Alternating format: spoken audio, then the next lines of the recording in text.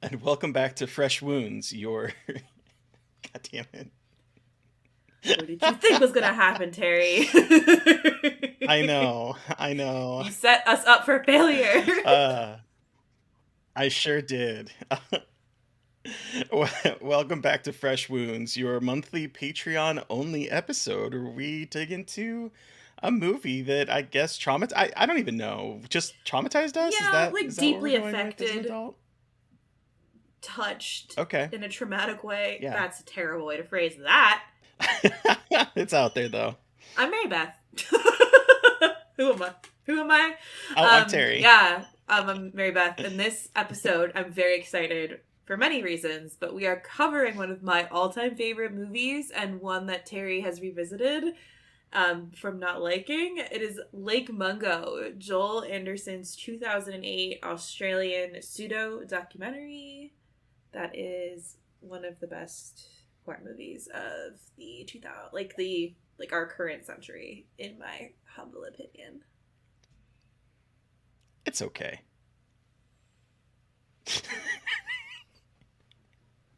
I know you're just trying to get a reaction out of me.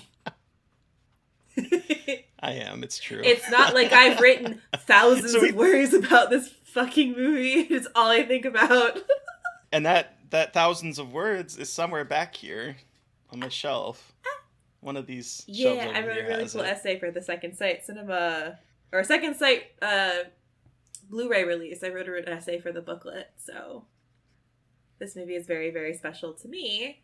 And I'm very excited to talk about it with you because you didn't like it the first time you saw it, which made me sad, but I respect it. But you wanted to revisit it for this episode, and I'm very excited to hear about your experience the second time around in perhaps a better headspace for the movie. Yeah, so we just recently had talked with Kyle Edward Ball, the director of Skinamarink, the writer and director of Skinamarink, and he had brought up this movie on the podcast, and I made a comment that I thought it was kind of boring the first time I watched it, and honestly, and then I had Tony Kaufman reach out to me through a DM saying that we're no longer friends. Goodbye.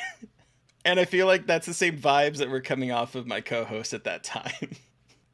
But so here's the thing. When I remember that whole series of films that were coming out, the After Dark Yes, the films. best. Fucking loved those movies at Blockbuster / on demand on like old Verizon and Comcast cable boxes. Like I knew that shit was gonna be like either really good or really bad with that like whole border around it. Well, and that's what kept me Uh away from huh. it was that there's like these 8 films that are Films to die for. 8 more films to die for or something like that.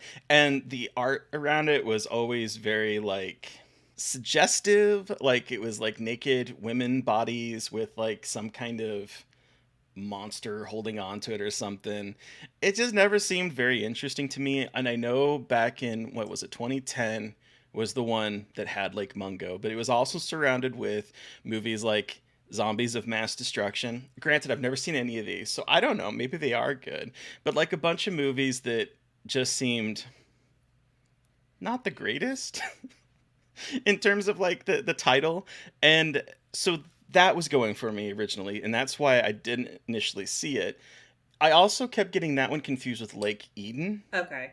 Yeah, that's fair. And they're in both terms of the title. Australian. Or is like Eden Australian? I don't think it is. I think I'm thinking of another crocodile movie. Okay, never mind. UK. Thinking of another giant crocodile movie in Wait, Eden Lake is a crocodile no, in it? I never mind. Not Eden Lake. Eden Lake. I was thinking, I said Lake Eden, or we were just I all over the lost the place. thread. I said Lake Eden. It is Eden Lake. But I got those two confused all the time. And I think Eden Lake is Fucked up.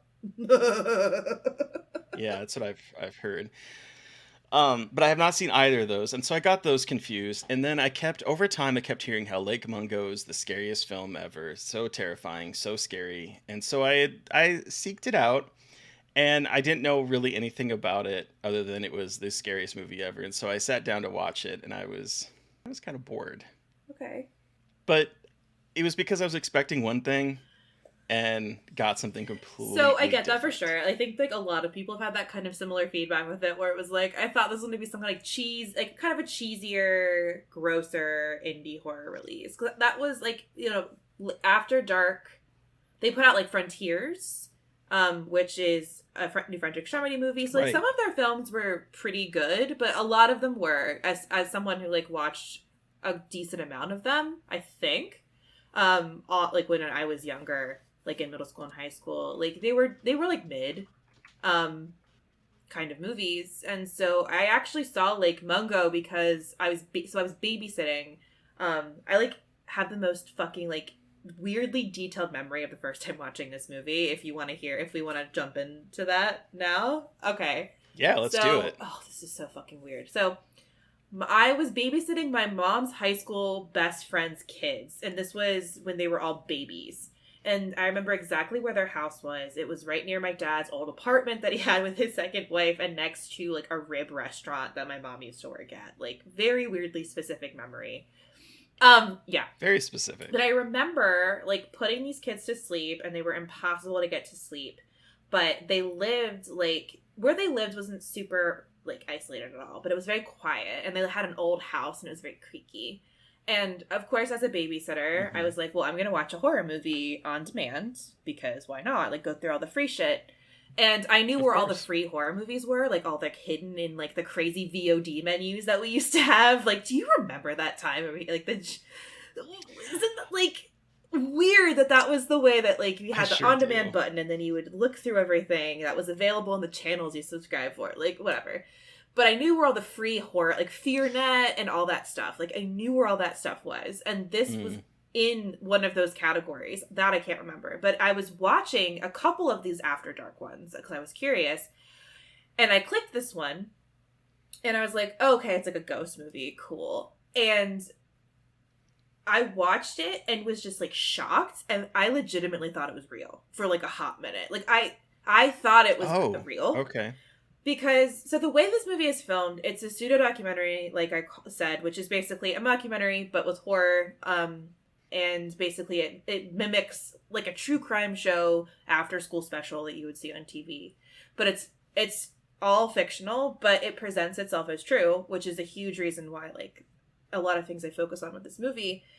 But I was convinced because I had never, this was before I had seen, like, I think I had seen the Blair Witch Project at that point, but I hadn't seen a movie that was, like, presenting itself as fact. Not, like, a best in show that's obviously a joke, but, like, a horror movie that is presenting Right. itself as, like, an illusion of truth. And it fucked with my head. And it has been my favorite movie, like one of my favorites since like high school. I have loved this movie, and it has always been like a very specifically wild cinematic experience I had like in the dark babysitting at my mom's best friend's creaky old house when her kids were very small, and just like getting the absolute like shit rocked out of me because it was also the first time I think I'd experienced a movie that made me so sad and also so scared. This was a new experience in terms of like, especially because I'd already been watching horror for a bit, but hadn't really experienced the kind of like deeply sad horror. This was also, I think, my first time Okay. experiencing that kind of emotion with a horror movie, like so deeply. And I think that's also why it had such an impact. Because as we have all heard on this podcast a million times, I love being sad and scared at the same time. So this movie is kind of, I think, like one of the reasons why I like that. So yeah. Okay.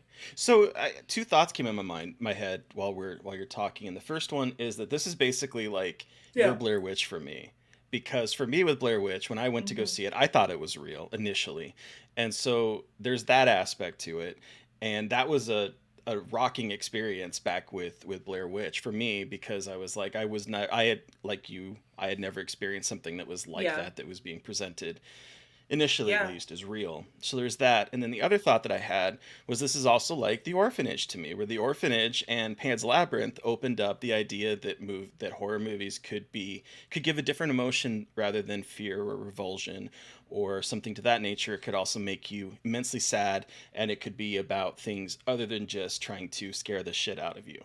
And so I think it makes sense to me that this movie if this is in particular, if this is your like first time experiencing that kind of stuff in horror, that would be incredibly affecting, particularly as a Yeah, teenager. 100%.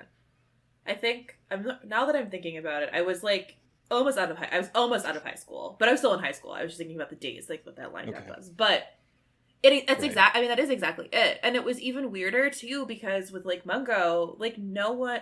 It was like I fucking found it on demand. Like this was not, and this was like obviously Right. the internet was a thing, but I hadn't found like the niche really. Like I like kind of lurked on bloody Right. disgusting message boards, but was too scared to ever talk. Remember message boards? I do.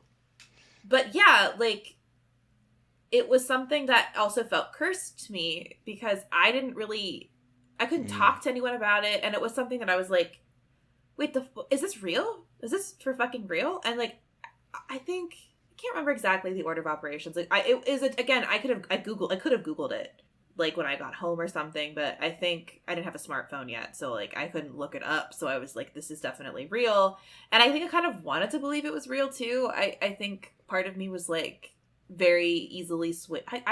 We all know I'm easily swayed into believing into shit. I love just like believing it. Like, so, you know, me being like, it's sick, it's real. And then obviously I found out it wasn't, but I think it felt, again, cursed. Like I'd found something weird hidden in the on-demand menus of my mom's friend's Fios cable box, like something really weird. And that was what it felt like. Like I found something fucked up. And I know it's not like in the grand scheme of things like fucked up, but it felt so real, and like I was like felt like I was in this family's life. It was like, ugh, this is really strange. So when you watched it the first time and you were babysitting, did it affect you at all the rest Oh of the yeah, night? like creaks do you remember? and shit. I was like, mm-mm. Oh, I turned lights on, I'm pretty sure. I was already pretty jumpy as a babysitter because I had watched so many horror movies, so like I was already kind of like new, but their house was like old home that like definitely could be haunted, maybe kind of situation. Like it was old and kind of rickety and dark, and so yeah. And the street was dark too, even though it was like not in like a super again isolated area. I was just like sitting up straight the rest of the night, just like scared to pee kind of situation. So what about this movie over everything else keeps bringing you back to it? I'm curious. So I think one of the biggest things is every time I watch it, I get something new out of it. Like this time, I really kind of focused on motherhood and depictions of motherhood, which I hadn't really thought about before. But I also think it's one of the smartest. It's one of the smartest horror movies, and I think also more specifically one of the smartest like found footage movies out there, and how it layers different kinds of evidence. Because, and I say like, it's one of the most successful in fooling you, I think. Like, obviously, you know it's fake, but I think it does a really good job of doing things to fool you in a way that we hadn't really seen before this. So, like, movies like The Last Broadcast, which was a 1998 found footage movie about the Jersey Devil, is kind of presented like this a little bit in terms of, like, you have evidence you're presenting before another narrative. But I think what Mungo does so well is it takes like, okay, we have footage someone else captured, footage another person captured. We can like cross-examine evidence. We have news reports. We have all of these eyewitnesses. We have a psychic's documentation. Like there's so many like what I call layers of media going into it that like found footage is usually one camera and there isn't a lot other evidence. But this one, it's like it's building a case. And it's such a convincing case that even though you know it's not real, it fucking really looks like reality really well. And I think a lot of found footage movies, especially in this time period, were all about like Cloverfield and Paranormal Activity, like very much like one camera, like very kind of objective, like an objective perspective, while a subjective perspective, while Lake Mungo feels more objective, if that makes sense. Because it's being presented with so many different kinds of footage. It's not just a singular perspective or like an yeah, a singular camera's perspective, but rather like an amalgamation of evidence. And it's just so smart in how it does that, and so smart in how it does the bait and switch, which we'll talk about, and also really smart in how it subverts expectations of, oh, this is just a sob story after school special, and then you're like, whoa, shit, she saw her own ghost, like that kind of thing. You got me on my shit. Like, this movie is so cool, and I'm like, it's just, I wish Joel Anderson like existed anymore. He kind of just like fell off the face of the earth after this movie and never made another movie. He did Ooh. see the release of the Second Sight release though and was happy with it, but he like definitely like just kind of vanished off the face of the earth.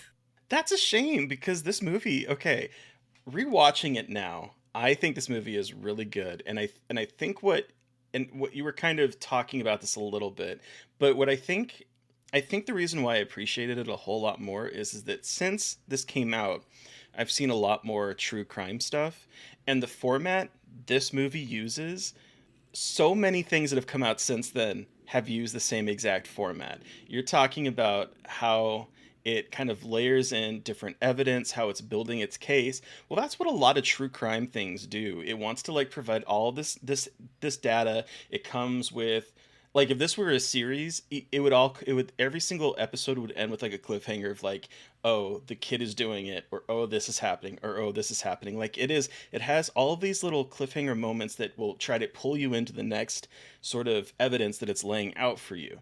And having seen a lot more true crime stuff since this movie, it feels like, and I don't know if this was like, if this is just the standard true crime like narrative format that things before this happened like that, but for me, this reminds me of like the kind of starting point for what we're seeing today in terms of like the true crime docuseries or documentaries, the Stare, the, you know, the Jinx, the all of these kind of things that are about crime that wants to present things in a very cinematic fashion. This movie was doing back Mm-hmm. in what, Yep. 2008, it seems like. And so watching it now, so I also want to go back on the point you said about you get something new every time you watch it. I saw this that one time. I remembered very little about it other than I remember a couple scenes of like, well, it's ultimately the son walking Mm-hmm. across the camera footage. I remember some of those camera moments, but like I didn't remember a whole lot more about this film. And so watching it now, I was found myself more involved in the structure of it to a point that I was like, this is really smart. I'm so glad you feel that way. I'm so glad. And again, like, okay, I joked about being mad at you. I obviously understand. This movie Oh is yeah. very quiet. It's slow. It's quiet and slow. But I Hmm. love that shit. And I understand that it is kind of like, this is another movie where you watch it and you're either like really into it emotionally and you're like, what? Or you're like, this is not for me. And I get that. But I'm glad that you rewatched it and liked it. That makes me very happy.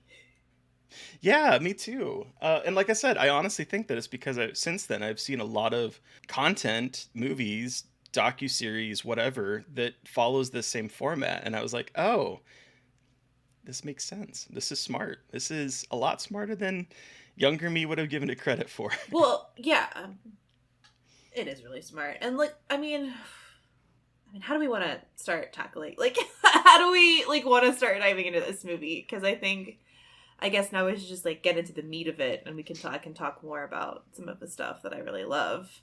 Um, yeah.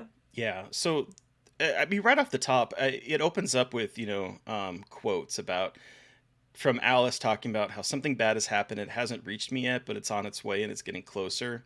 And we have that kind of ominous opening mixed with talking about people making up stories about ghosts or whatever to make themselves feel better. And that line right there, I think, is so intrinsic to what this movie is kind of about in terms of both the family trying to cope with the loss of someone and thinking there's a ghost there, that there's something there, to being, and we'll dig into this a lot more as the kind of the complications arise or the facts get kind of muffled. But it ultimately goes back to this idea of wanting to believe in ghosts to help make you feel better about passing on, But then, as we get to the end, realizing that maybe that's not what's happening, but it is happening Yeah. in some way. I don't want to. Yeah, We'll get to that in a way, but it does. I love this It sets opening. expectations, I think, for you to kind of be like, okay, so I know where this is going, and then it's like, actually, no, you don't, like, at all. Yes. So then you kind of like get the background about like what is like who these people are and who this family is. So the Palmer family, they live in Australia, and they're talking about their family and Alice, the sister, there's the mother, father, and then Matt, who is the son, who was the younger brother to Alice, who has passed away. And they're kind of talking about her as a person. And we're kind of starting to get maybe like a little bit of an idea about who Alice is slash who they think Alice is, which I think is very important here. About we start off hearing about Alice as one character, and we kind of learn more about her as the film progresses. And right away, we have like a mix of different techniques going on here because we have like footage, we have interview footage of the family, we have video from that's recorded the day of the accident. We have silent footage of the family while the sort of police operator is on the line, where June is calling in about her daughter Alice. So we have like all of these different layers of media that is telling the story, as opposed to just a talking head, or opposed to like just seeing one type of footage. We're getting a lot of mix of Well, media and in it this feels like opening again area. like the opening like sequence before a true crime documentary, like giving you kind of like flashes of what's to come, Exactly. and again like using that format that we're so familiar with of getting kind of like the taste of what's happening and like all of the things we're going to see, and like getting us ready for the format and getting us kind of primed for what is going to come next. Again, like it's setting up the expectation, like it's setting you up to be like, okay, this is this one thing. And I think it does a really, really smart job of this. And again, like mimicking what we would watch in any kind of like 60 Minutes, like especially this era, like true crime show, any kind of like talk show, even like a ghost hunting show that you would see on like a sci-fi channel, travel channel, like the kind of setting up the story of what is to come. And it feels like a little bit melodramatic, I think, too. And I think that melodrama Yeah. that feeds on that in a really interesting way. But yeah. Yeah, and I remember when I watched it both the original time, because I had this memory after I saw this, because I had the same thought as I was rewatching this now, and again on rewatch because it's been a few years. I was like, I don't remember what's going to happen. I don't think she's dead, and that was my initial thought. And then we immediately get like the movie just gets rid of any of that kind of thought by saying that the divers find her body out in the dam almost immediately. And so we have like this body, we're given shots of it, which are horrifying. Like that to me is so like that is one of the like I think again like this sets up like we're not afraid to show the grisly side. This is a teenage girl and we see her waterlogged body because what happened is they went on vacation. They were she and her brother were swimming, and she drowned. They couldn't find her. There's this huge search for her body, and they finally find her body. And bodies that have been in body, like a body that has been in a body of water for a long period of time, is not going to be a very pretty one. And they show the full face, like Nope. it's terrifying. Like that is a very like haunting image, and it's presented like a crime scene photo. It's not like a beautiful dead female body, but it's like a dead fucking female body, which I do appreciate. They don't try to do like the whole like hot dead girl kind of shit that a lot of horror movies like to lean into. Mm-hmm. But we get this image of like, and I think, and this is addressed a little bit later when ghostly things start to arise, but giving you very much visual proof that this girl is dead. Like she is not missing, she is not disappeared, she is Right. very much objectively, why am I having a hard time with that today? Objectively dead, which is important to think about, Right. to remember. She's dead. Yeah. It really is. Well, and we also get kind of the first a bit of subjectivity in this, where June didn't want to remember her daughter in the way of a bloated, rotting corpse that's been underwater. And so she does not go look at the body, but her husband does. And Yep. that becomes kind of like a point of contention a little bit later on.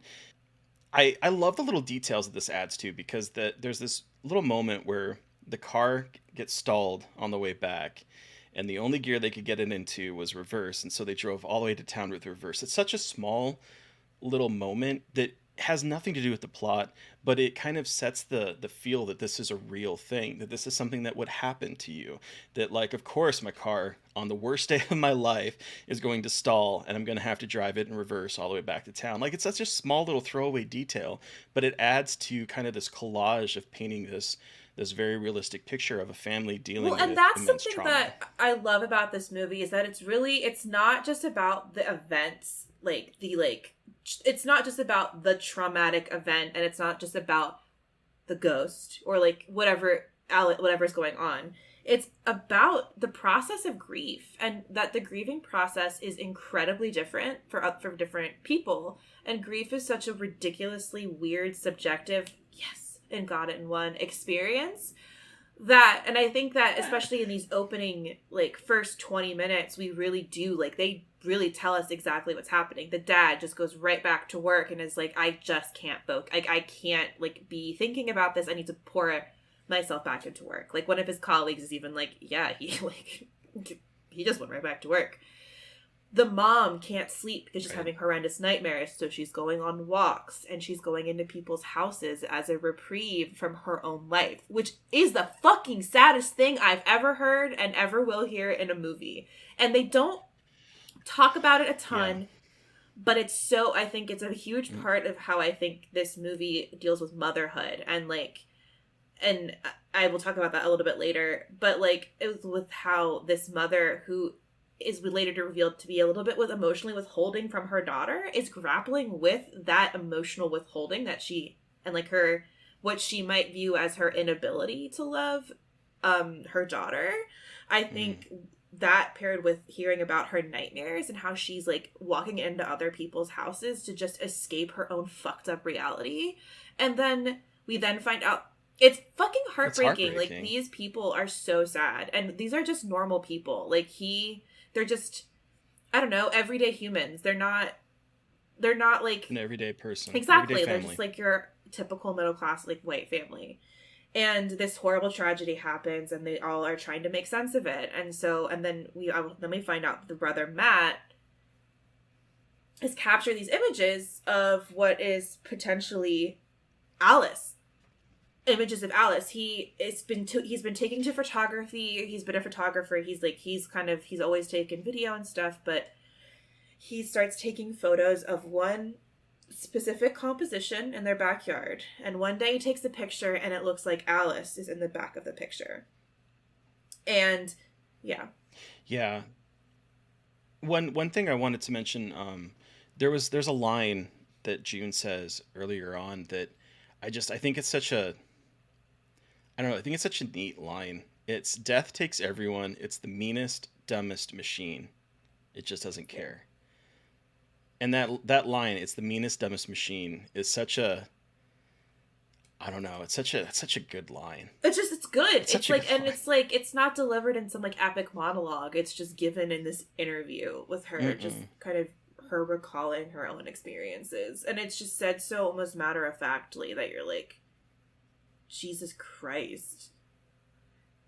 And when Matthew captures these photos, there's even a moment where they were like, oh, there was, I think,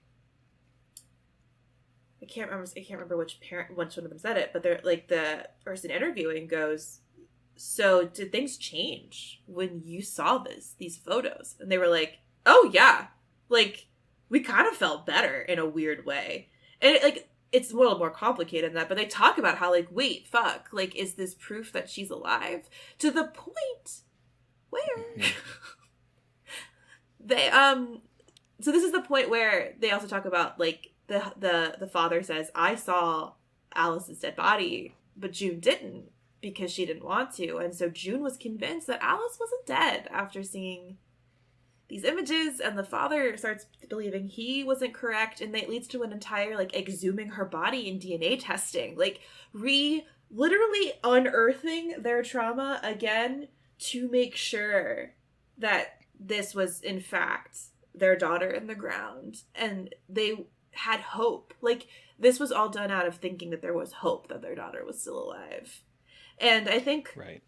something that this movie does really well in a fucked up way is like gives these kinds of illusions of hope a little bit, and then it's like, just kidding, there's no such thing as hope. And it does it a few times, and this is one of the first times where it's like could it have been some crazy fucked up thing, like a bureaucratic issue? And it's like, nope, sorry, like, just kidding, it's not. DNA samples, everything says that is their child, and that's yes. When you were saying kind of like adding hope to it, there is definitely a lot of things where this family is desperate to believe in anything. They were desperate to believe that their daughter could potentially still be alive, and so that moment that it's built up and you're in your head, oh my gosh, the body is not going to be her, it's going to be someone else, they just didn't really notice it, there's a potential for her to be alive. No, the movie's like, nope, well, that's like, she dead.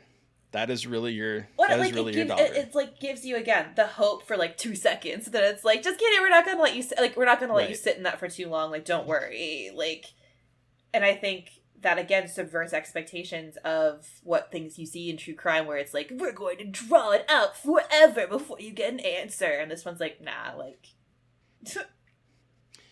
Yeah. And even before we get to that, there's, I mean, you kind of mentioned it with Frederick, the coworker with the husband. Why can't I think of what his name is? Yeah, Russell. David is the actor. Russell. So yeah, so Frederick, who works with Russell, like talking about, um, that he's sort of a little bit withdrawn, that he's working hard and that kind of stuff. We get Russell explaining the dream that he was having, where he was found himself sitting in the chair in front of the dresser in Alice's room, and he sees Alice walking in, going over to the desk, checking a text on the phone, oblivious to his presence. And when he says something, she becomes completely rigid, and she knew that I was there. And then we have June saying that she could hear Russell crying, and then we have Frederick saying, "Yeah, I believe he saw something. Whether it was a ghost or not, I don't know, but I'm sure he saw something." So we have that. We have like Matthew's friend who spent a lot of the nights at their house, and he's saying, "Yeah, Matthew is a little quiet, but he was always quiet. He doesn't want to talk about his mom walking in other people's houses." So we have like all of these things that are establishing this sort of tension and trauma in the family. And then a little bit later, Matthew has all these bruises on his body. And so we have like all these weird things happening, noises in the house, and we're led to believe, the house is either haunted, or maybe she's still alive. And then we have the unveiling of the body again that just sort of cuts any of that kind of hope. Well, we also have, there's like the images that Bob Smeet seems to have captured, like, to kind of corroborate that there was somebody in that location that looked like Alice. And so, like, again, there's these two pieces of evidence from two very different places that were like, oh shit, like, this can't be real that she's dead. And so, like, with those two pieces of evidence, they do the exhume it, and they realize, okay, well, that's a big fucking bummer right there. So what's happening? Like, what is the next kind of, like, maybe logical assumption here about what is going on? And yeah. I mean, I love this moment because it goes back to what you said before we started digging into the plot, where it is laying out all these different pieces of evidence. And in a lot of true crime stories, it will provide you evidence, but it wants you at this point in particular to be invested in it, and you're coming up with your own ideas about what happened, your own thoughts on what's going on. And so it's almost as if it's starting to anticipate questions that you're going to ask. Like, is she dead? Yes. Is there something weird going on? Well, here's this evidence of the husband seeing something, Matthew has weird bruises on his body, mom's having nightmares. Like, we're presenting this stuff to you, whether it's factual or not is up to you, but we're presenting it in this initial salvo of like trying to get Yeah, you hooked on the story. exactly. And I also think we're talking about layers. Ooh. We're talking about we've been talking about Bless. layers of media, but I think something that I think even more lends to authenticity here, especially after the dad is like, I wanted it to be another person's kid, like I wanted it to be someone else dead and not my daughter, like another a murder victim, a runaway. And after he says this, they put up pictures of Alice as a kid, as a baby, like baby pictures, like obviously of the actor, but like there's baby pictures. Then there's home movies that they've obviously shot home movies with the actors as a family to use as like, again, like supplemental material in the documentary that's being made. So there's the home videos of Alice still alive, like with her brother and with her dad, like playing with, I think, like squirt guns, or her dancing in front of the camera. So again, like it feels real. Like we've never really seen like, fabricated home movies that are then layered over top of something about like a fictional person who has died. Like they just, again, are pushing the envelope in terms of how they are replicating reality and what we expect. That it's like they went they went the fucking distance. It's not just like photos or like shots of the desert. It's legitimate like home movies and look like home movies. Mm-hmm. Yeah, and there's no like wink to the No. camera. There's no moment of like sort of like letting you in on the joke or the kind of gag. Not that this is a joke or a gag, but kind of letting you in on the inside of it to realize that it's fake. It plays it Yeah. very dead serious, and I have to commend the actors. They're very good at presenting a normal family dealing with the extraordinary. Exactly. Well, and then this is when they start kind of thinking, ghost? And they start talking about, like, Right. very ghost. Things that, like, noises around the house. So you hear it with, like, knocks on the ceiling, footsteps in the hallway. And then Matthew explains, I set up a camera. And what he does is, like, what we see a little bit in... excuse me. Like, similar to what we see in Paranormal Activity with the static cam. And something, again, that we didn't really see for a while. And I think, like, Mungo deserves just as much credit for, like, kind of putting together the idea of a static camera to capture, like, horror imagery. Because he sets up a camera in the hallway and captures something walking past the camera. And so, basically, he's capturing paranormal activity on this camera to prove that, as evidence that there's something in the house. And it's super dark. I absolutely love in this movie when they zoom in on like dark grainy footage, and I'm like, guys, this isn't helping shit. I'm so sorry. Like my one it does make me laugh a little bit. Complaint about this movie is when they zoom in on that stuff. I'm like, guys, it doesn't help me to understand what you're trying to show me. Like that is not doing it for me. And there's like a couple of shots, like I think it was like the Smeat footage where they're zooming in on this figure in the background, and I'm like, this is a smudge. There's later how are you could see anything you wanted in there. There's a reflection in the vase, and I'm like, I was never ever gonna clock that. Like that is the one moment where I'm like, you've taken me out of it a little bit because I see absolutely nothing. So like, it's funny when they do like the slow pan in. I'm like, it's just a shadow. But regardless, they seem to have captured something. And this is when they bring in our psychic boy, who I love very much, Ray, who... Oh, he creeps me out. I think because I watched this movie a million times, I like kind of got a little bit like more empathetic to him. But he's a weird figure. He feels like a grifter. He like... is a guy who does radio shows and does like psychic readings for people, and he was contacted by Whoa, did I just forget Matthew or June? Shit, hold on. Which one contacted him? Shit ass. He was contacted by, I literally have it next to me, like trying to find who contacted him because now I really want to know. I didn't write down. Basically, Ray is brought into their lives. He is contacted by a member of the family, and he is kind of like brought in to help them. And he's a personality because he's on the radio. Like, he's not just like some random dude. He seems to be like a personality who like who's known in Australia. It's not like a random like psychic off the side of the road. He's a expert. It reminded me, his segment on the radio kind of reminded me of, I don't know if you ever listened to it. I don't know if anyone ever has now, but Oh yeah. Coast to Coast I AM know what Coast to Coast AM is. with Oh, Art hell Bell. yeah. When Art Bell was doing it Yes. from like in the 80s up till like 2003. That's what it reminded me of. This like kind of paranormal kind of talk show type talk radio aspect. That's what his character kind of reminded me of. It also made me laugh that he had changed his name from Zoltz because he wanted to be more trustworthy of a name for a psychic. And I was like, you are such a grifter. I know. That was my he's initial thought. It is. June is the one that approaches him. So June is the one that reaches out for a consultation, and he kind of like hypnotizes her / he like guides her through her nightmares and tries to get her to kind of confront what's going on. And there's this like long sequence where it's one of the most important very sequences important of the movie, sequences ultimately. where the mom is watching feels like she's watching her daughter, and it's like kind of like it details her nightmares, her walking through the house.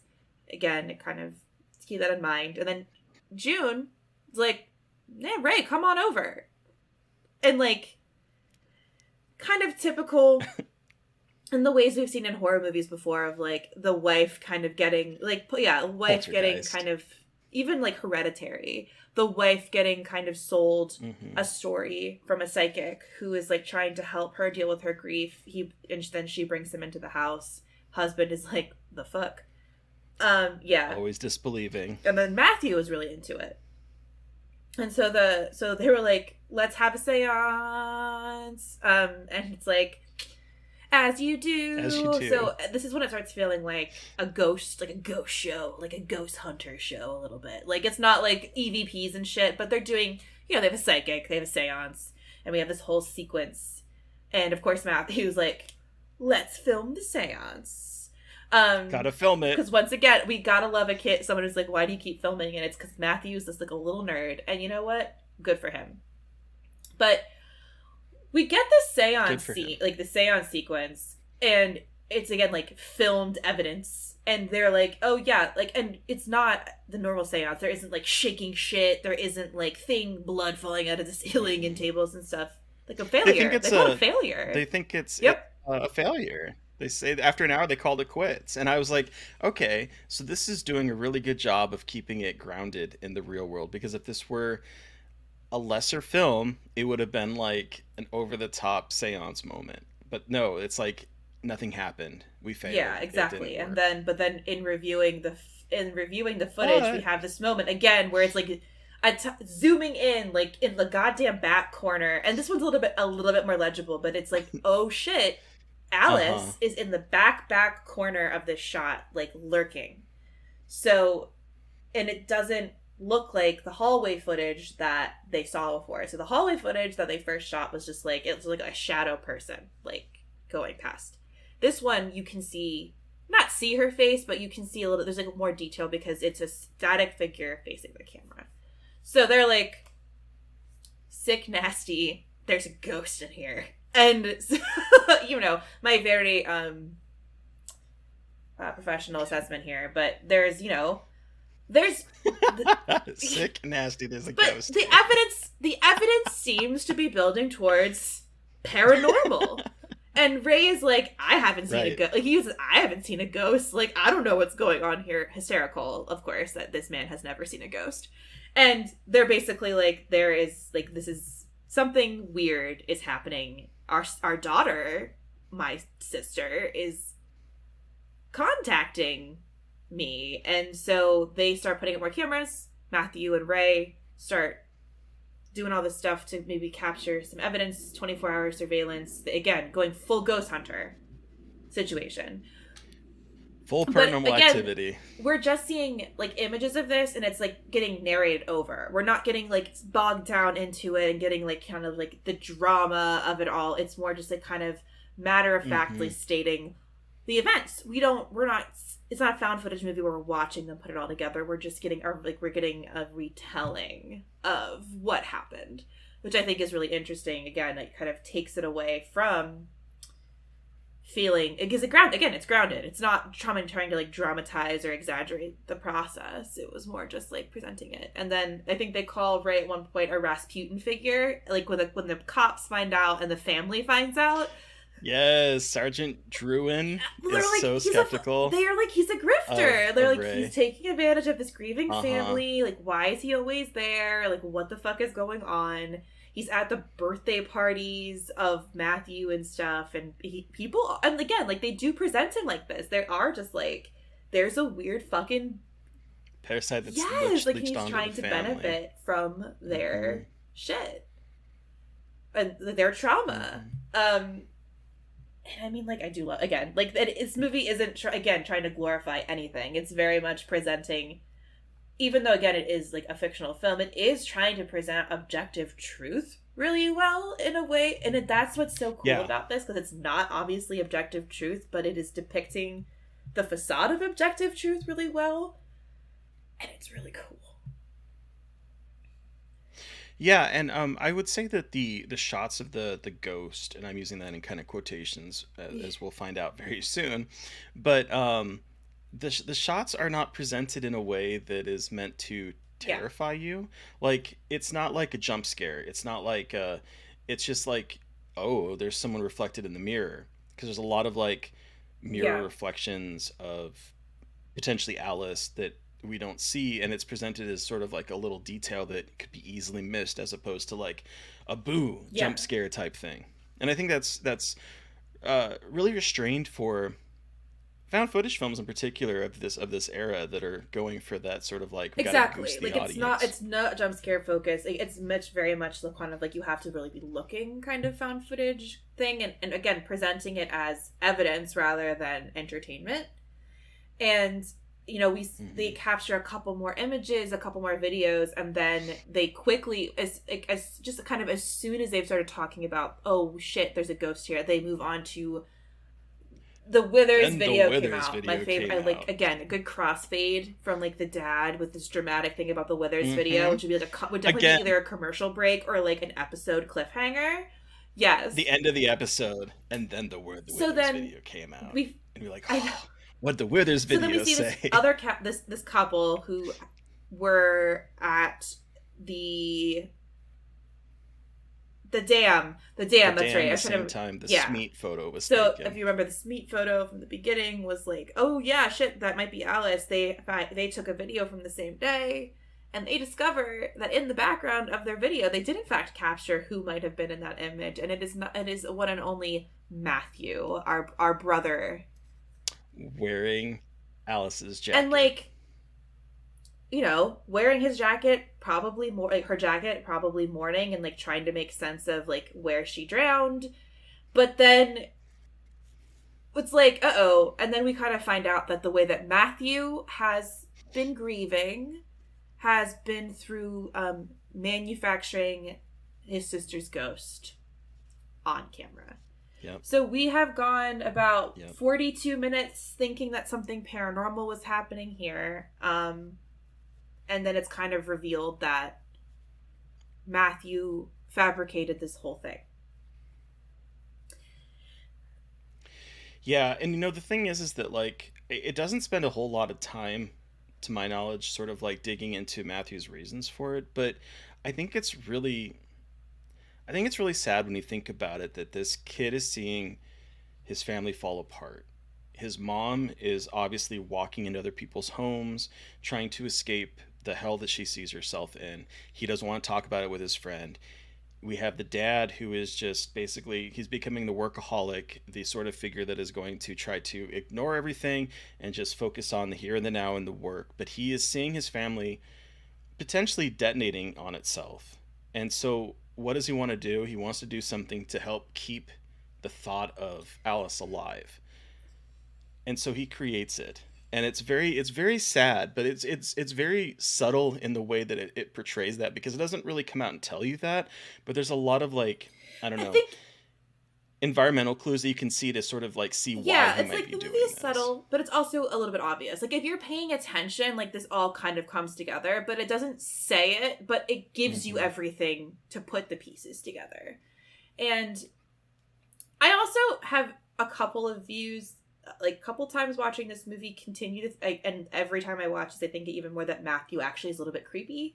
I do think that there might be a very strange attraction to his sister Yep. that is not really investigated, but like with him faking the images kind of puts this very weird, because there's a couple shots where she's like, get out of my room, you weirdo, and like he won't leave her alone. Hmm. And it's not really brought up again, but there is like a very weird tension between the two of them. Like, even it's just there's No, something really absolutely. unnerving about their relationship that is never really talked about. But there are some more like subtle, not even subtle, but like cues that like something was a little bit, maybe, I don't know.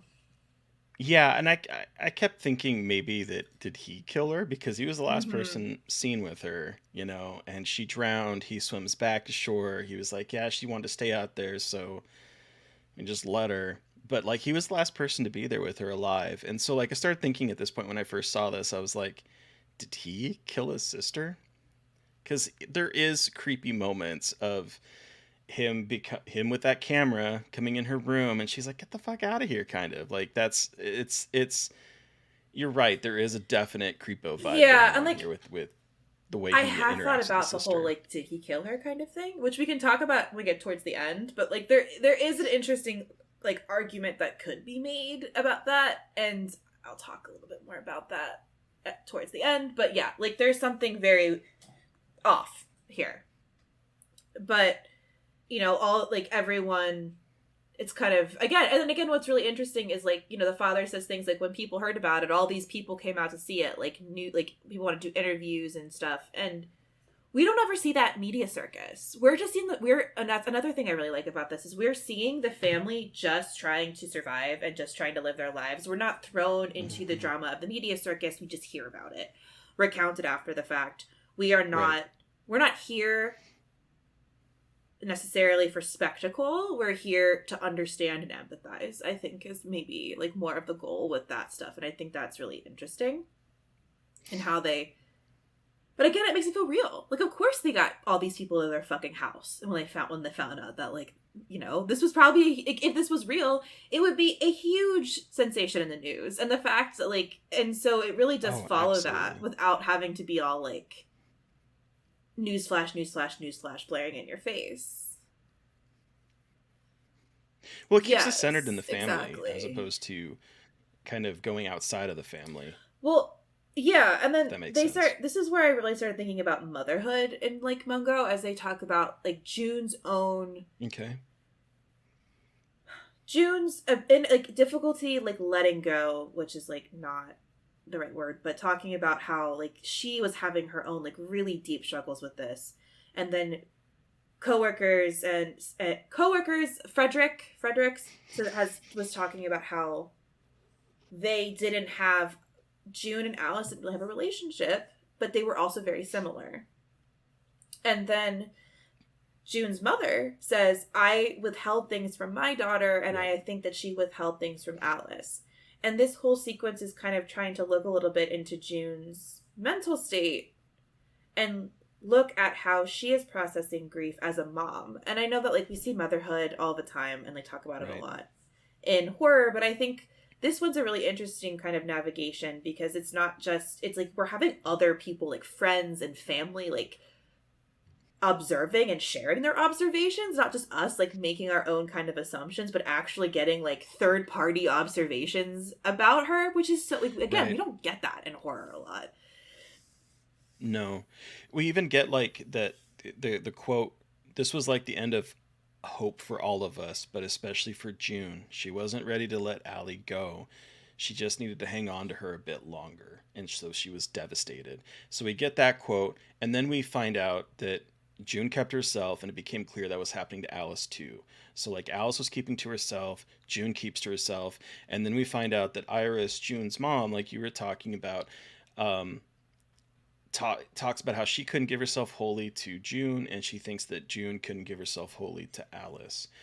And so it's like this three generations of matriarchs in this family that aren't able to connect with their daughters, because we don't hear about that about Matthew, we don't hear about any other siblings, we just hear about the relationship with their daughter.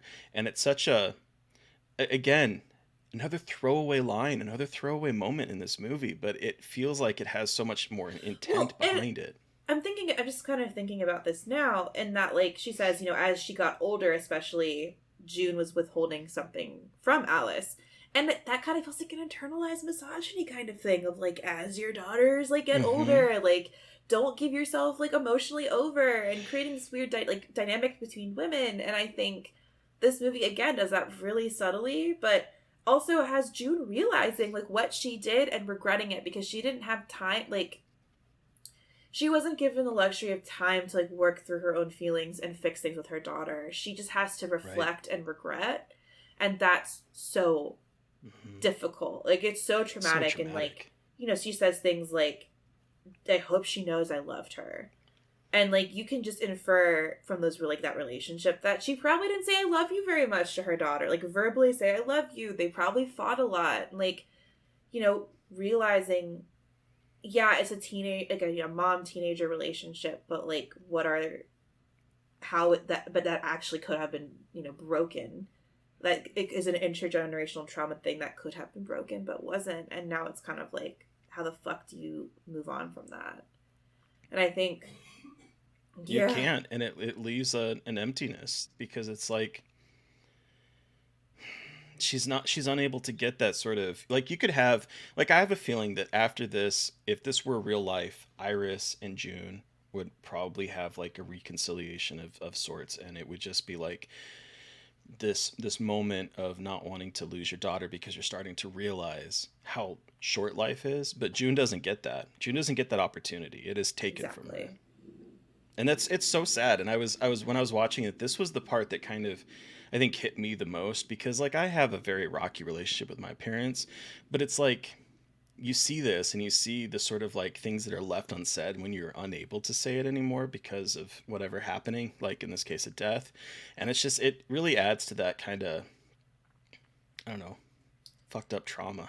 Well, guess what more fucked up trauma we get after this? Oh man, this shit gets fucking nuts. I mean, and okay, so Matthew was gone with Ray on, like, a journey, whatever, like a trip, weird, whatever. They leave the cameras up just in case. Okay. Well, they capture a little something on the camera, but it ain't no fucking ghost. It's their goddamn... No, do they capture... Oh, no, it's just a neighbor. This was going back to the old footage. Shit, the you're right. footage of Apologies. the shadow. They go through old footage, and they see something, and it ain't a ghost. It's their old...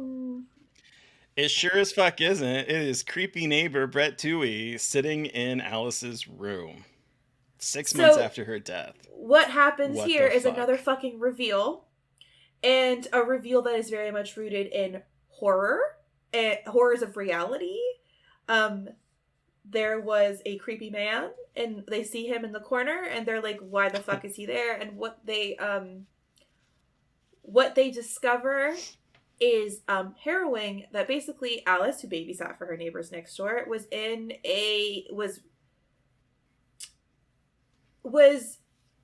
filmed having sex with both the husband and wife neighbors. And it's captured on tape, and she has it hidden in her safe, she has a journal. And she has this, like, evidence locked away, a secret that she never ever told anybody. And they basically reveal that they don't talk to the neighbors, so we don't know the details. They just know that they had sex, and it was obviously, regardless of whether or not she consented, it was still rape because she's a minor. Like, still fucking ridiculous and fucked up. But basically, they start seeing, oh, Alice had secrets. And Alice was hiding things. So who was Alice? And I think at this point, there is this moment of it potentially falling into after school special. Like, was this girl sleeping Absolutely. around with adult men? Like, you know, like, it could have very easily fallen into the whole, like, she was a loose woman and her parents didn't pay attention to what she was doing, and she was, like, going out there and all this stuff. But it's never presented that way at all, really. It's more just, like, she was babysitting for them, and she was probably taken advantage of, and she so matter-of-factly hid it, though. And this is starting to then, you know, they say at one point, like, this is the reason why bad things happen. She was so withdrawn because she had this secret. Like, she couldn't talk to us because of this horrible secret that she had. And they're, like, you know, reflecting on the fact, like, why this guy was looking for the tape so he could protect himself and all this stuff. And so now we're, again, kind of falling into the whole, like, oh God, did Alice maybe drown herself because she had this, like, deep traumatic thing happen to her that she couldn't share with anybody else. And they fucking film the sex tape, by the way. Like, they show it. Like, nothing crazy, but they, again, once again showing, like, the lengths they're going to make this feel real is they do have, like, this fucked up sex tape, like, actual footage that to splice in with the movie. Which, again, makes it feel real, makes it feel like this girl went through this, and what is happening is, like, her recorded trauma for real. Yeah, and it's filmed so very matter-of-factly, and I think that's what adds to the overall feel of this movie, is that everything is just presented almost, like, detached. Yeah, exactly. Detachedly, like, this is footage, this is footage, this is footage. It's not, like, trying to be salacious. It's not trying to terrify you. It's not trying to do that. It's just presenting you with evidence. I will say, to briefly kind of move away from this very briefly, just as an aside, this is where the movie, even now, kind of loses me a little bit. Oh, interesting. Okay. I'm going to be honest. And it's because of, we have all of these photographs, we have all this footage that is obviously being poured over by a lot of people, right? And it took them how long to realize that there was someone sitting in that room? Like, for us as the viewer, it's just a passing over. We're focused on that shadow. But if you are that family and you are so focused on it, you don't see that image. And so there's a couple times later on in this where, like, we see a little bit more photographs of, like, things where maybe there is an actual ghost in there, and I'm like, how did you not see that before? If you're pouring over all of this footage, how did you miss this? So that is going to be my one big complaint about this, is that it's not exactly hidden. Yeah. We're not seeing it because we're so focused on the spooky thing. But if I had that footage, you better believe I'm pouring over every single scrap of it, and I would have seen that person sitting in that chair a whole lot sooner than they realized. So my small counterpoint, because I'm sorry, I swear to God, I'm not trying to be argumentative, because I totally get that. I do think that in the footage that they saw Alice. I think that they thought Alice was in that footage, and so they thought that she was in one spot, and I don't think that they maybe were focusing. Again, that's also me just being like, but there's no. I also like, understand I thought about this later with, like, it's not that, like. Well, and maybe not this necessarily this moment, but, like, once we get to the end credits where it's, like, showing the photographs, and we have, like, not to, like, jump ahead a little too hard, but we have a photo, the photo that has been doctored by Matthew, where Alice is standing in the backyard, and then over on the right hand side is the real Alice potentially sitting down. I'm like, did you not see this? It's gonna be my only. No. My only part that this movie kind of falls apart a little bit for me is that when you have these little small details and you have characters that are pouring over them because they want to have some kind of idea that maybe either A, Alice is alive, or B, that Alice is still with them, you're going to see these little moments. No, that's true. Exactly. That's fair. Fine. But it's just a small little piquant of a critique for a movie that, again, I have fallen in love with a lot more on this watch. But then we get another fucking twisteroni where we find out that Alice had seen Ray. Alice got his business card and reached out to him to talk about her nightmares and what she has been seeing and experiencing. But specifically, like, can you help me interpret my nightmare and what the fuck is going on? And it's after they find her basically her planner. Her mom sees that and is like, what the fuck? And Ray had never disclosed that he had met with Alice. I don't believe his thing about it wasn't a case of hiding something. Yeah, It was confidentiality. confidentiality. This ain't HIPAA, Girl, my brother. Like, you don't have a code of conduct. Like, what is wrong with you? Their daughter is dead, and you are not letting them know. I mean, I could understand maybe not showing the tapes to them immediately, but like, you didn't let them know, hey, by the way, this is really weird. Your daughter came to me like a year ago. Like, what the fuck? A year ago, and Grifter. just like feels like she's not in her body anymore, and is like having like very weird potential like premonitions in her dreams. And I think this point here is when I started kind of putting together like, wait a second. Something weird is happening, but nothing that had been presented to us before. This is something that's like deeply weird. Like, it's not just a case of ghost. Mm-hmm. It's like cosmic-y weird, interdimensional? Question mark? Yeah. I've also seen this movie a million times and have theories about that, but like, there is something weird happening here that we cannot conceptualize, and that no matter how much that they have tried to conceptualize it in this movie, it's not comprehensible.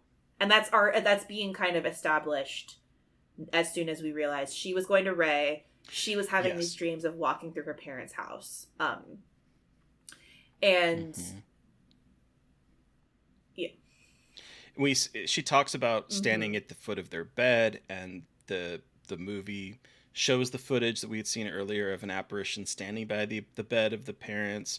And so we have this like hint here that, as you said, something cosmic, time dilution, something is going on. Something is either like projecting into the future to try to prevent something, or there's something from the future coming to the past, or there's like all of these, it's like a time dilution paradox here that and she says like she feels wet and heavy, and when she wakes up that feeling doesn't go away, and she needs to find her mom. But then when she sees her mom, she's writing it in her diary, and like her mom has found her diary and is talking, and it's 7 months before she died, and she's already having these things of like, I'm alone, there's nothing I can do to stop whatever is coming to me. Like, she was basically predicting and seeing her own death, but not really knowing it. Like, she knew it but didn't.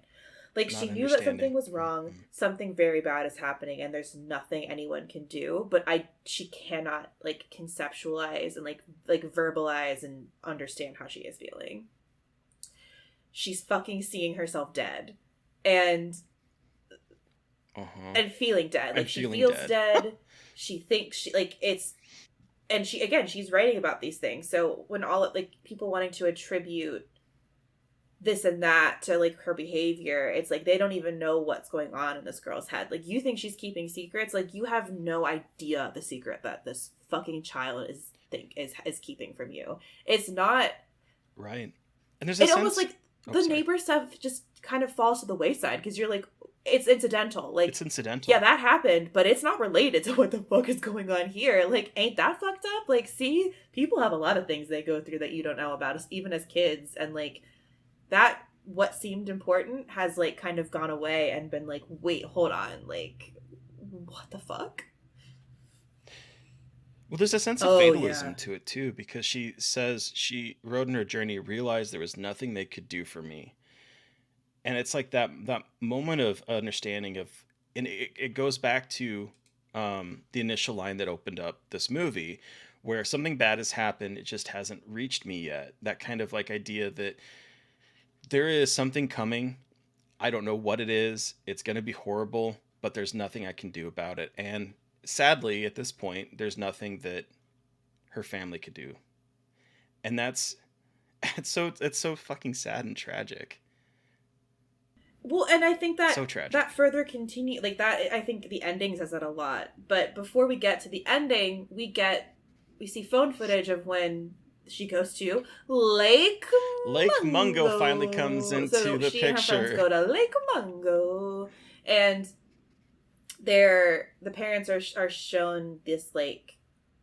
So at the trip, Alice had lost her phone, and so her parents get footage from friends of that night, and they're kind of like something must have happened to her at Lake Mungo. Something looks wrong, and at one point, there's footage of what looks like Alice like sitting by herself in like a ditch, and so they were like, oh well, it looks like she's burying something. Again, this moment is super unclear, and I'm like, I'll trust you that that's what's happening there. Because again, it's very much like dark, grainy 2006 cell phone footage. So like, not Right, iPhone not footage. iPhone footage, not this crystal No, 4K 60 frames per second, 120 frames per second type shit that we have now. This is no. like This is like the pre fucking fucking like iPhone videos. Sasquatch photos. So they A razor basically see this image of video. what looks like her under a tree, and they're like, oh, she's burying something. And I'm looking at it like, sure, fam.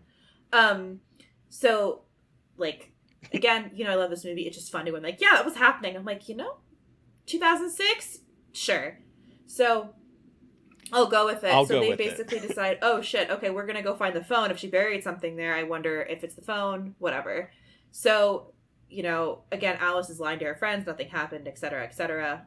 But, once again, the parents are kind of taking, again, evidence that they're presented and going to figure out what it was. So they go to Lake Mungo, they find the tree, they dig up the shit.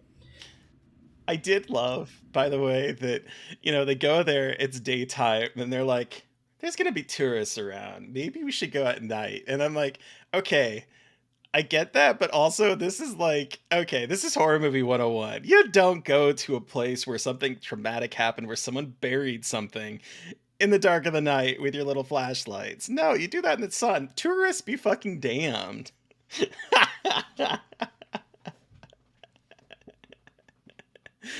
I just loved it. I was like, are you kidding me? We're going to Yeah. wait till night.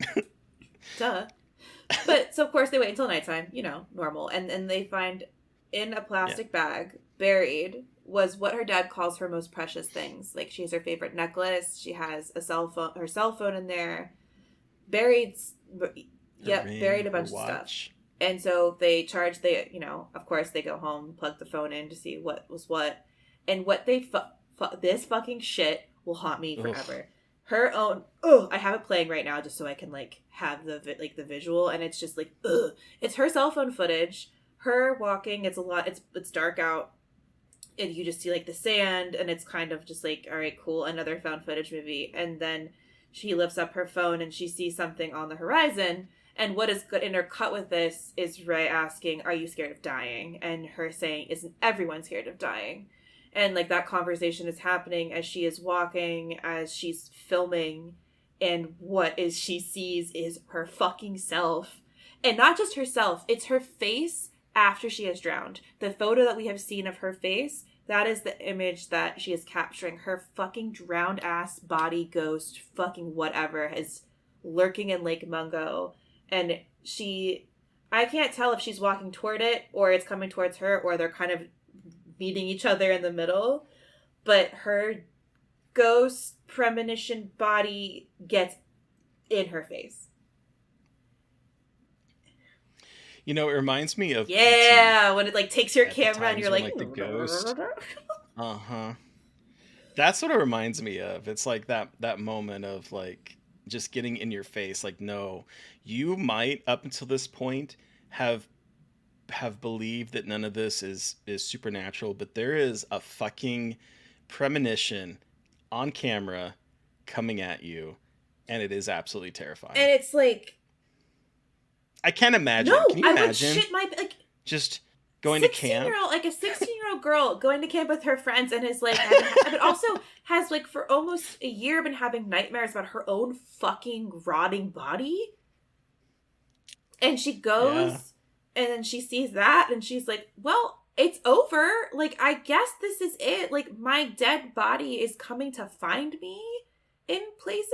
Like, what the fuck? That is so scary. And that is what is so scary about this movie. And I think if if you are willing to give yourself over to this movie and you kind of like come to the conclusion with this movie about what was happening to Alice, like it wasn't just some ghost stuff. It wasn't just the creepy neighbor. Like there was something bizarre happening to this girl, and there's no fucking reason why it was happening. Like she was just like chosen as this weird cosmic and stuck in some weird, I don't know, cosmic thing. And again, like we can only kind of inference this, but it does feel very kind of cosmic horror-y, interdimensional horror-y, because again, she's having these dreams. Time seems to be diluting and expanding and becoming one and like slapping together. And again, and at the end, especially when we hear June and Alice, their interviews with Ray overlapping with each other as June is like they're moving out of the house,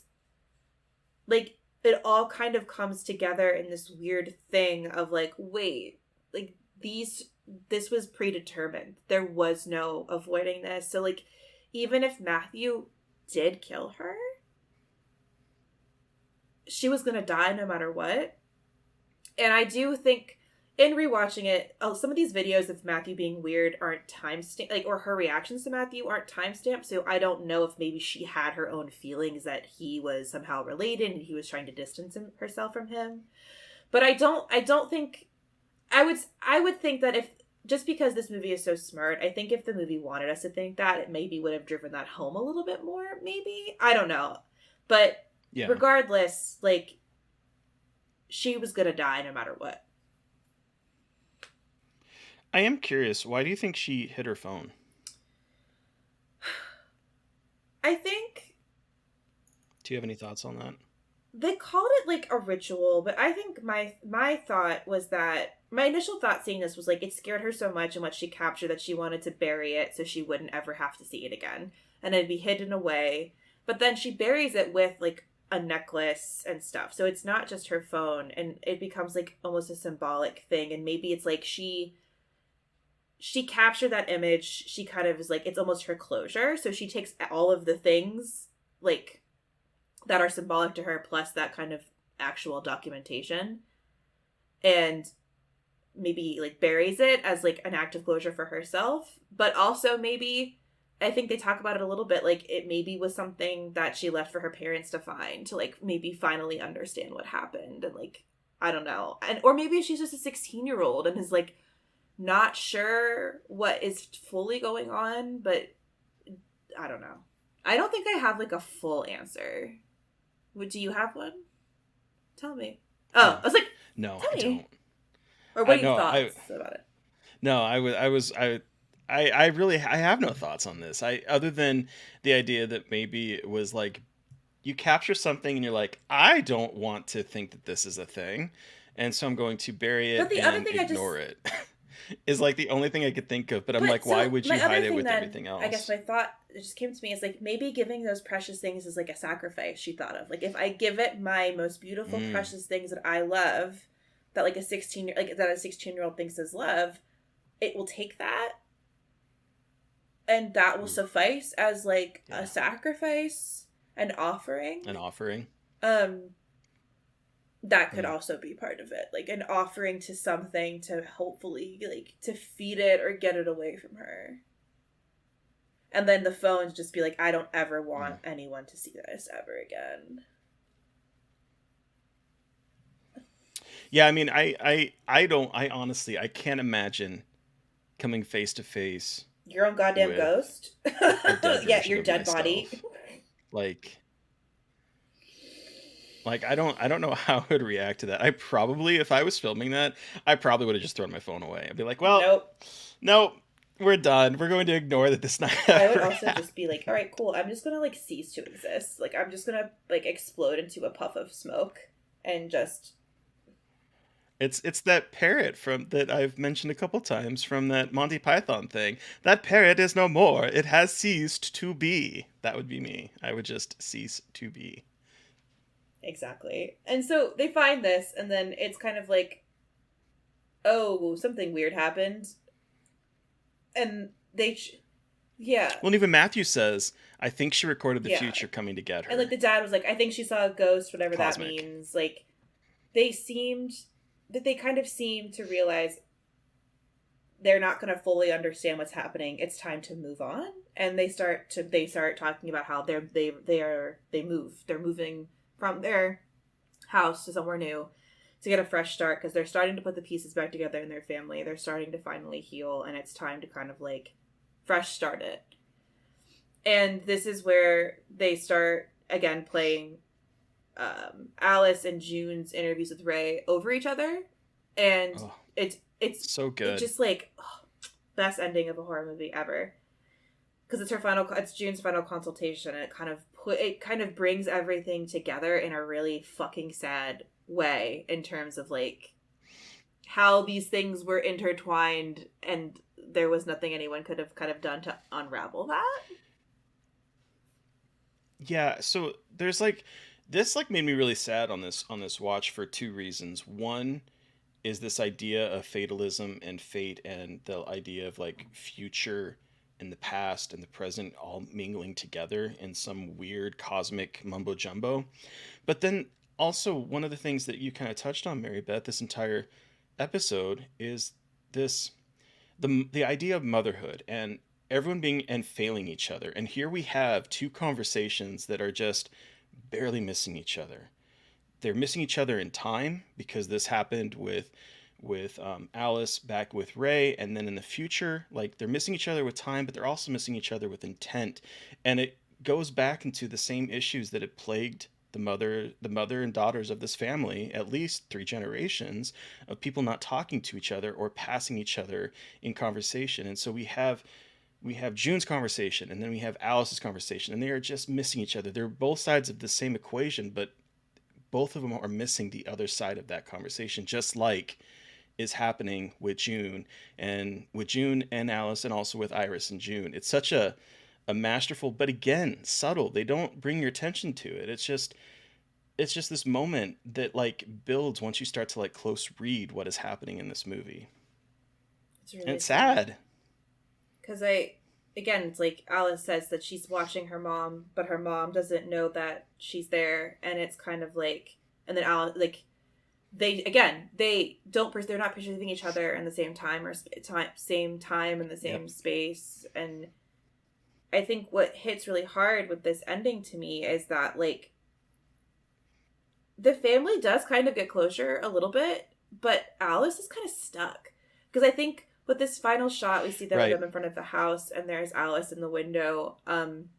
It's like, I see the image, like the last image of this family in front of the house before they leave, and Alice is in the house. So they're outside, but she's stuck, Right. and like, Well, and even before we get to that, we have Alice saying she's gone, she's going now, mhm, she's leaving the room, and that's interspersed with June like leaving the picking house up for the last time, and everyone's packing up and leaving, and then she's gone as June leaves, and so it's like this realization that they're leaving, but as you were just saying, like Alice is still stuck there. Alice knew that she was going to be left behind, basically, and it's a really interesting way of to look at grief, an interesting like perspective on grief that you don't see a lot, because you see people like, okay, like healing and moving on, like, very reductive terms here, but like healing, moving on, kind of like fresh starting, and but like what happens to the dead? Like what happens to the dead?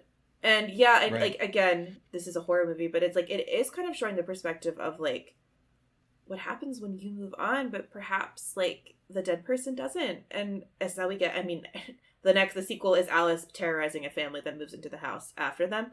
Um, Joke, obviously, but like we see this, and you can't begrudge this family for moving on. Like this family has gone through so much shit, and there's no, I don't, No. I say like moving on, and not like in a bad way, and more like they did a lot of shit, and like they did stay together through Matthew lying about everything, and a crazy psychic, and their daughter, like all this stuff, and they're still together as a family, and they're able to move on. But Alice is still stuck.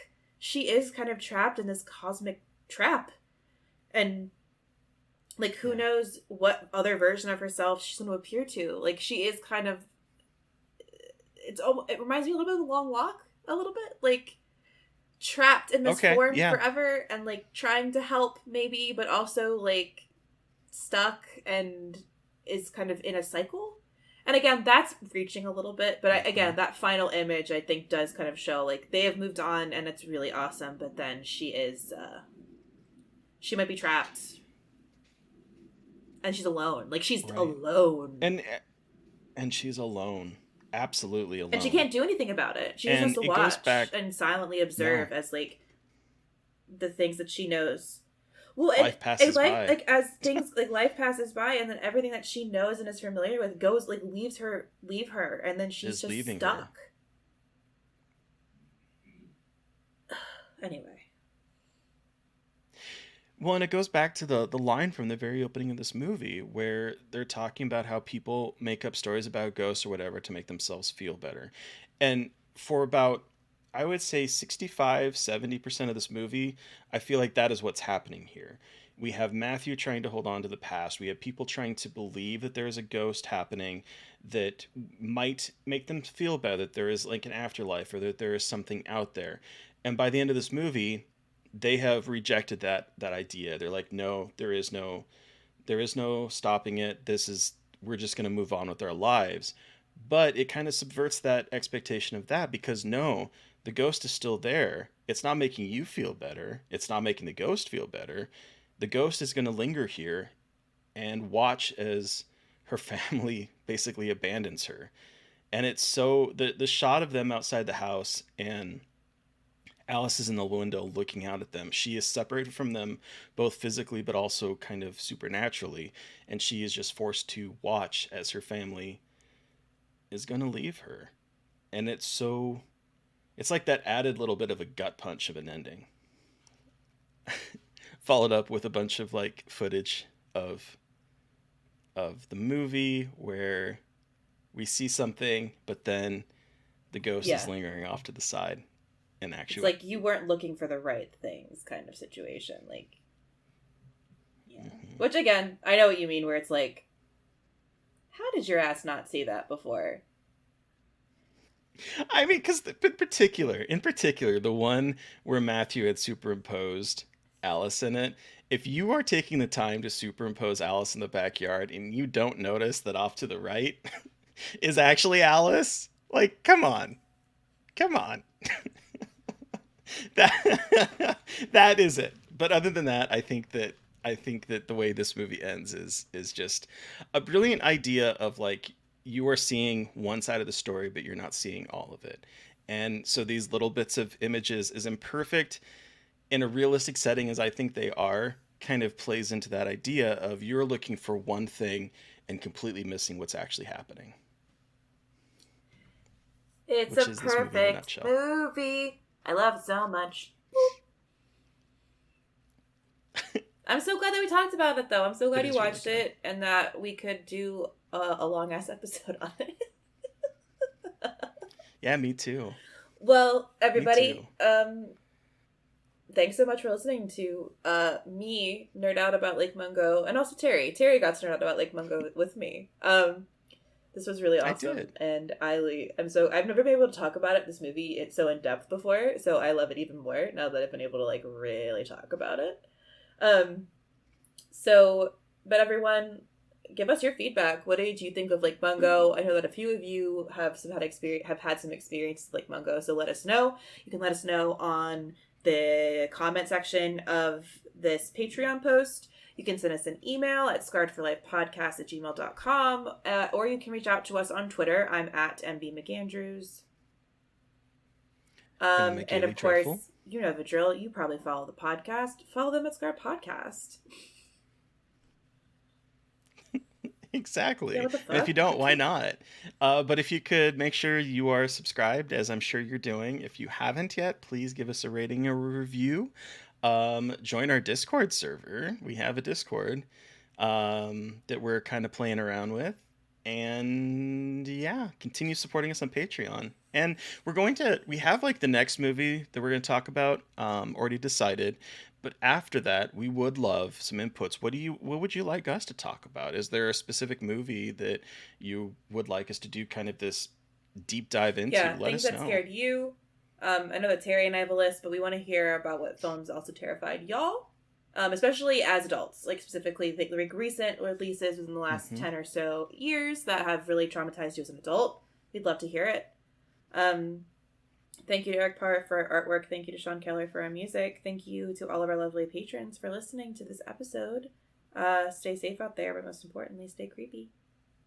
And until next time.